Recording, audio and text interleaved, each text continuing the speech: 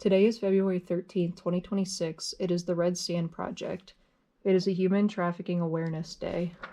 I felt like today would be an appropriate time for me to share my story and to give some insight on things that I wish that I saw going into my situation and just reflecting on how I've overcome and the red flags that I overlooked.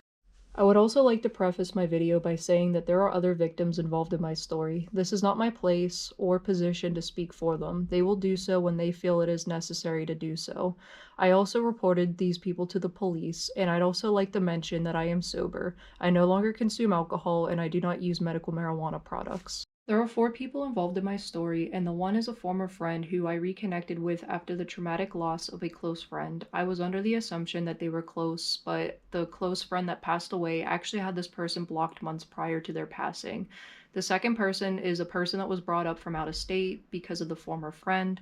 The third person is someone that lived in close proximity, and the fourth person is someone who called himself a big brother. He calls himself a big brother to you under the guise that he is close to you. When we first met, the day after we met, he called himself my big brother. He is not a relation to me in any way, shape, or form. He also knows that family is a sensitive topic for me due to the fact that I was adopted. The former friend. This person became friends with me when I was a minor and they were in college. We were an inappropriate age difference to be friends. I was not the only minor friend he had throughout his adult life. Another important element that I would like to add is the dynamic that occurred between the big brother and the out-of-state person. The out-of-state person was not able to work due to the felony charge, and it was interesting that the big brother at various times had large sums of money in cash. One of them being the Christmas of 2022, I was given a frantic message by the big brother stating that he had his bank account drained by his ex-wife. What was problematic about that detail is that he and his ex-wife were divorced for years. And when he said that his children wanted a Christmas, I jumped in because I had the ability to financially cover $300 and I was promised to be paid back. What was interesting, though, was the fact that the out-of-state person was carrying these small increments of cash. He would often have $10 bills and $20 bills, and he was not able to work at all. His mother did not send any money through the mail, and he never used an ATM bank card. So it makes me wonder if there was any type of transaction that was going on without my knowledge. The former friend brought the out-of-state person up because he needed a vocalist in order to complete an album that he wanted to do. What's interesting to note about the out-of-state person, there is no digital footprint or any evidence stating that they had any prior musical projects or experiences. It's also important to note that they had a sexual felony charge in their state. I did not know this until after the fact. The former friend brought the out-of-state person to live with him while he completed this album. One thing I would like to note is my situation started off as drug trafficking. I had my medical marijuana card and I was used and manipulated to provide products to the person that was the former friend. I was told that if I did not provide products, his landlord would evict him because the landlord was using my products that I brought. And the out-of-state person would get increasingly more violent if I did not provide him products. What you see right here is a burn mark that was left on my wall from the out-of-state person when they had a violent episode. What I find really bizarre is that the out-of-state person and the former friend eventually had a falling out. I really do not know the reason of why there was a falling out, and it seems really interesting that the other people around me seemed to be aware of the falling out and almost felt like they were all in on it. I was left in the dark. The big brother attempted to say that he wanted to house the out-of-state person, but then I was pushed to do so because I live near major businesses. I was told that it was only going to take a week or two until this person got on their feet and was able to just return back to their home state. However, that did not happen. I was raped, I was impregnated, and I lost my baby. After that traumatic loss, I find it really interesting looking back and highlighting some key details.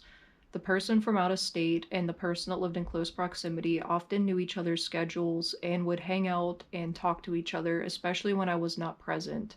After the person went back to their home state and after I lost my pregnancy, I was told by the person that lived in close proximity with the big brother present that he would often go on walks and would frequently discuss and be engaged with a minor that lived up my road. I did not know my neighbors, and I did not know that I had a minor that lived up the road. It was really weird how the person in close proximity gave me these details because I especially said that I was going to report this person to the police, which I did do so.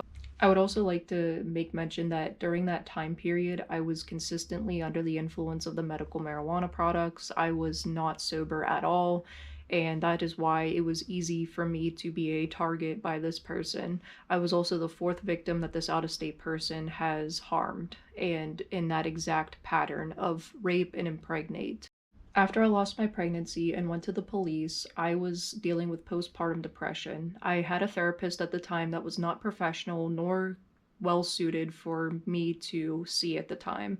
She was very unprofessional, often late to her appointments, and she gave me really bad advice that also cost me later. While I was grieving, the person that was in close proximity was an alcoholic, and they would often use to advantage against me the fact that I also had a former past with alcoholism. So it was easy for me to want to try to taste two or three different types of beers, and then every single night I ended up drinking between 6 to 12 beers and also consuming the medical marijuana products.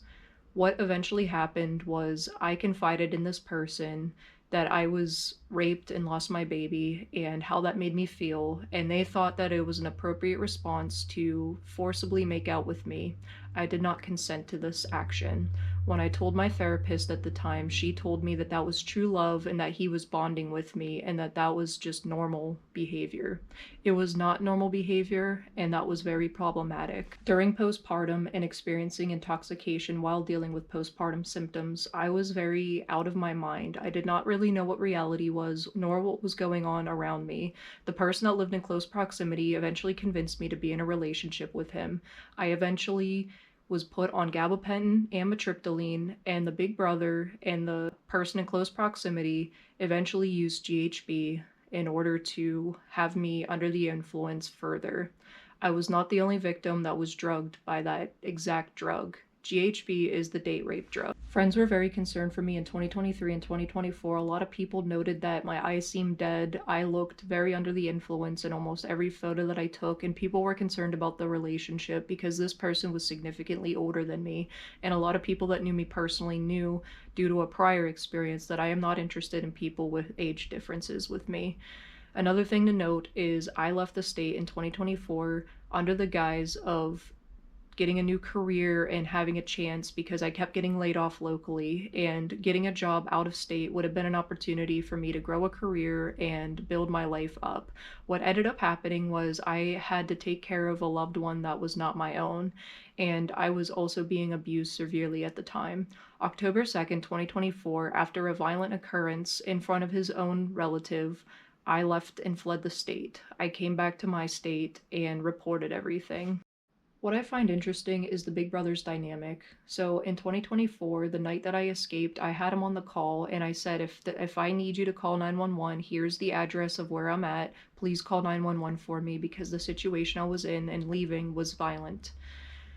What was interesting after that is when I went to report back in the prior state that I lived and escaped from, he was with me, and after I talked to a detective, he proceeded to rip his hair out, and when we got to my car, he started punching himself in the head. I do not understand where that episode came from, and what he claimed that episode was from did not align with what he was trying to say.